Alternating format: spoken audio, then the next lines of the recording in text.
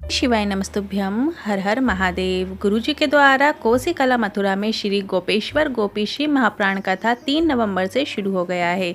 ये 7 दिवसीय शिव महाप्राण कथा है जो कि 3 नवंबर से 9 नवंबर तक दोपहर में 2 बजे से 5 बजे तक आस्था चैनल यूट्यूब के माध्यम से देखी जा सकती है।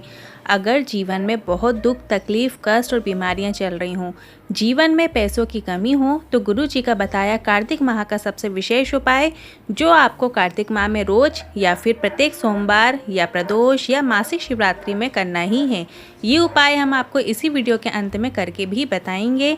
आज 3 नवंबर पहले दिन की कथा गुरु जी ने 12 उपाय पत्र उपयोगी जानकारियाँ दी है। सभी की जानकारी आपको इसी वीडियो के माध्यम से देंगे। किसी कारणवश यदि आपने आज की कथा नहीं सुनी है तो पूरी कथा का रास्ता आपको इस छोटे से वीडियो से प्राप्त हो जाएगा।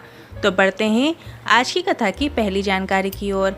गुरुजी ने सभी से कहा, आज कई लोगों के प्रश्नों का उत्तर उन्हें मिलने वाला है, क्योंकि कई लोग प्रश्न करते हैं, क्या यशोदा 1 लोटा जल चढ़ाती थी?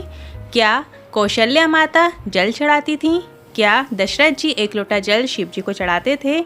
तो आप ध्यान से सुनिए। गुरुजी ने कहा, जब माता यशोदा को कृष्ण भगवान के मुख में ब्रह्मांड के दर्शन हुए थे, माता यशोदा महादेव को याद करती हैं कि मैं आपके मंदिर रोज आती हूँ, आपको जल चढ़ाने रोज आती हूँ, आप कहाँ हो? तो यशोदा माता के सम्मुख चिंताहरण भोलेनाथ प्रकट हुए। वो महादेव का रूप आज भी मथुरा की रज में चिंताहरण महादेव नाम से प्रसिद्ध है। बढ़ते हैं आज की कथा की दूसरी जानकारी की ओर। गुरुजी ने नागपुर की कथा में भी बताया था कि शंकर के भक्त 3 बार रोते हैं, 3 बार जरूर रोते हैं। एक, पहला भगवान को पुकारते समय शंकर का भक्त भगवान को पुकारता है तब भी रोता है।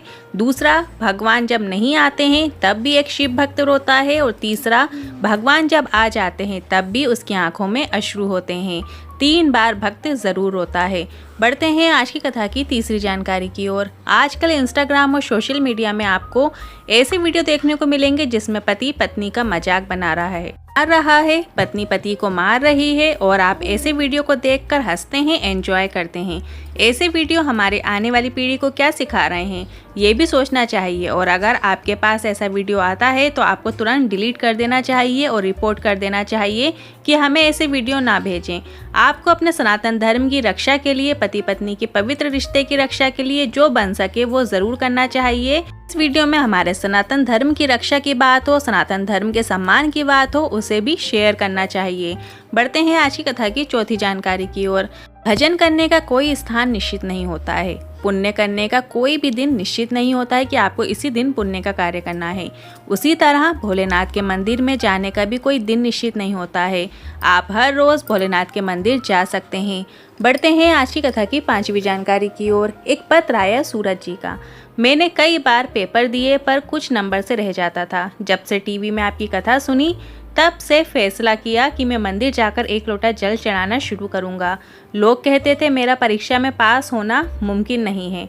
लोग मुझ पर हंसते थे कि जल चढ़ाने से नौकरी कैसे लगेगी। मैं एक बार सीहोर कुबरेश्वर धाम में जाकर विनती करके आया। मैंने भोलेनाथ के विश्वास के साथ पूरी मेहनत से कोई कसर नहीं छोड़ी और एग्ज़ाम देने से पहले एक बेलपत्र की बीज वाली पत्ती में शहद लगाकर उसे शिवलिंग पर चिपकाकर 1 लोटा जल चढ़ाकर चला गया और रेलवे में सरकारी नौकरी लग गई है। उसी का आभार व्यक्त करने कथा पंडाल में आया हूँ और मेरी सफलता को देखकर मेरी मौसी का लड़का भी शिवलिंग पर जल चढ़ाने लग गया है। उसे भगवान पर भरोसा नहीं था पर उसका भरोसा जाग गया और जल चढ़ाते चढ़ाते वो आज इंडियन नेवी में भी सिलेक्ट हो गया है। बढ़ते हैं आज की कथा की 6वीं जानकारी की ओर। सुमन जी पत्र लेकर आई। मेरा बेटा कई वर्षों से वायुसेना का प्रयास कर रहा था पर पास नहीं हो पा रहा था, हताश हो गया था। फिर मैंने अलवर की कथा होने पर उसे कथा में चलने को कहा। कथा पंडाल में बैठकर पूरी कथा सुनी। कथा पंडाल में बैठकर श्री शिवाय नमस्तुभ्यं मंत्र का जाप करके नौकरी की मनोकामना कर ली और आ गए। फिर बेटे ने फॉर्म भरा और मैंने पशुपतिनाथ व्रत करना शुरू किया और बाबा की कृपा से बेटा फेज 1 में सेलेक्ट हो गया है। इसके बाद मेरे बेटे का भी विश्वास जाग गया और उसने भी पशुपतिनाथ व्रत किया। आपने जो सावन शिवरात्रि का ऑनलाइन अभिषेक कराया था वो भी किया पर उसका वजन 2 किलो ज़्यादा था। वो परेशान हो गया कि वजन कम करते करते थक गया पर अब क्या करूं। मैंने कहा शिवलिंग पर चढ़ी बेलपत्र को खाते हुए चले जाना और उसने ऐसा ही किया और बेटे का एकदम फिक्स वजन आया है और वो सिलेक्ट हो गया है। उसी का आभार व्यक्त करने कथा पंडाल में आए हैं। बढ़ते हैं आज की कथा की 7वीं जानकारी की ओर। पूरे 12 ज्योतिर्लिंग के स्वरूप में व्रज में अलग अलग जगह में भोलेनाथ के शिवलिंग स्थापित हैं। इसलिए कभी जिंदगी में आप ब्रज की रज में आने के बाद खाली हाथ मत जाना। आपको प्रयास करना है कि 1 लोटा जल ब्रज की रज में जो महादेव विराजमान हैं उनको जल अर्पित करके नमन करके बिहारी जी का नमन करके अपनी झोली भरकर जरूर जाना, क्योंकि जो ब्रज की रज में आता है अगर आपने 1 लोटा जल भी महादेव को नहीं चढ़ाया तो बिहारी जी भी झोली नहीं भरते हैं। शिव की कृपा के बिना बिहारी जी की कृपा नहीं मिलती और बिहारी जी की कृपा के बिना शिव जी की कृपा नहीं मिलती। बढ़ते हैं आज की कथा की 8वीं जानकारी की ओर। सुशील कुमार जी पत्र लेकर आए। जो बच्चे होते थे मेरे घर में सब गर्भ में मर जाते थे, एक भी बच्चे ने जन्म नहीं लिया। कई वर्ष हो गए थे शादी के, सभी लोग बहुत अपशब्द कहते थे, ताने देते थे। तब मेरे किसी परिचित ने शंकर के मंदिर जाने को कहा, 1 लोटा जल चढ़ाने को कहा, सफ़ेद आकड़ी की जड़ का प्रयोग करने को कहा। दूसरे के बच्चों को देखती थी तो रोती थी, मेरे बच्चे कब होंगे। मैंने पशुपतिनाथ व्रत किया, सफ़ेद आकड़ी की जड़ का प्रयोग किया और बाबा की कृपा से संतान की प्राप्ति हुई है। उसी का आभार व्यक्त करने कथा पंडाल में आई हूँ। बढ़ते हैं आज की कथा की 9वीं जानकारी की ओर। आशीश्वर महादेव ऐसे महादेव का मंदिर है जो नंदगांव में है, जो दुनिया का एकमात्र मंदिर है जहाँ ना नंदी थे, ना कार्तिकेय थे, ना पार्वती थे, ना गणेश थे। ऐसा शिवालय दुनिया में सिर्फ एक है, आशीश्वर महादेव। बढ़ते हैं आज की कथा की 10वीं जानकारी की ओर। जहर 2 प्रकार के होते हैं। मुख में जहर जाएगा तो एक मरेगा, कान में जहर जाएगा तो पूरा परिवार मरेगा।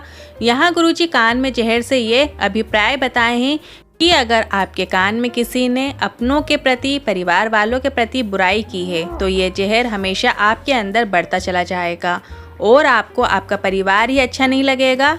ऐसे में परिवार का नष्ट होना तय है। बढ़ते हैं आज की कथा की 11वीं जानकारी की ओर।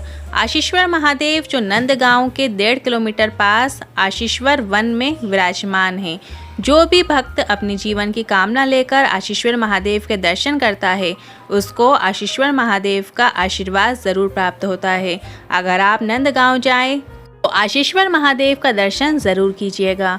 बढ़ते हैं आज की कथा की 12वीं जानकारी की ओर। जी ने पिछली कथा में एक कार्तिक माह से जुड़ा बिल्कुल धन प्राप्ति नया उपाय बताया था।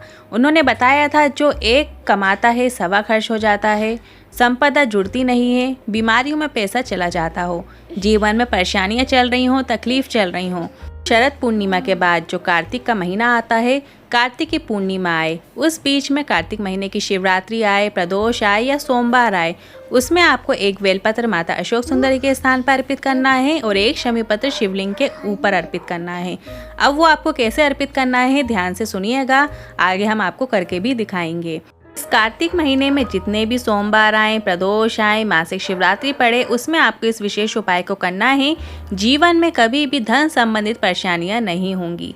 कार्तिक के महीने में जो दीपदान करता है उसके घर में कभी भी धन संपदा की कमी नहीं होती है। भूलवश भी अगर कोई वेलपत्र और शमी पत्र दोनों में से एक वेलपत्र माता अशोक सुंदरी के स्थान पर और एक शमी पत्र शिवलिंग के स्थान पर समर्पित कर देगा, उसके घर में धन का भंडार कुबेर भर देते हैं, ये निशिता है। इस उपाय को करते समय आपको इस बात का ध्यान रखना है कि आप जब वेलपत्र अर्पित करें, मतलब अशोक सुंदरी माता के स्थान पर जलाधारी में जो बीच में मोटी लाइन होती है वो अशोक सुंदरी माता का स्थान है, उस पर जब आप एक बेलपत्र अर्पित करें तो बेलपत्र की डंडी शिवलिंग की ओर होना चाहिए, तब जलाधारी के ठीक विपरीत दिशा की ओर होना चाहिए। जलाधारी की ओर आपको डंडी नहीं रखनी है, आपको शिवलिंग की ओर बेलपत्र की डंडी रखनी है। इसके बाद जब आप शमी पत्र अर्पित करेंगे तो शमी पत्र को भी आपको उल्टा अर्पित करना है और जो शमी पत्र की डंडी है वो भी आपको शिवलिंग की ओर ही रखना है। मतलब जैसी आपने बेलपत्र की डंडी रखी है सेम वैसे ही आपको बेलपत्र की डंडी के जैसे शमी पत्र की डंडी रखनी है, दोनों की डंडी एक ओर रहेगी। आपको इस बात का ध्यान रखना है कि कार्तिक महीने में जितने भी सोमवार पड़ें उसमें आपको ये उपाय करना है। साथ ही प्रदोष के दिन पड़ें, 2 प्रदोष पड़ेंगी तो दोनों प्रदोष में आपको ये उपाय करना है। इसके बाद एक मासिक शिवरात्रि पड़ेगी तो उसमें भी आपको ये उपाय करना है। इस बात का आपको ध्यान रखना है। पूरे कार्तिक के महीने में जितने सोमवार आए, प्रदोष आए, मासिक शिवरात्रि आए, उसमें आपको इस विशेष उपाय को करना है, बिल्कुल भी भूलना नहीं है। तो आपको एक बेलपत्र और शमी पत्र से इस उपाय को करना है। श्री शिवाय नमस्तुभ्यम बोलते हुए अपनी कामना बोलते हुए इस उपाय को कीजिएगा, आपकी कामना निश्चित ही पूर्ण होगी। आज के इन उपायों से लेकर मन में कोई सवाल या क्वेश्चन है तो कमेंट बॉक्स के जरिए पूछ सकते हैं। वीडियो थोड़ा भी उपयोगी लगा हो तो वीडियो को लाइक करके कमेंट बॉक्स में हर हर महादेव ज़रूर टाइप कीजिएगा। श्री शिवाय नमस्तुभ्यम।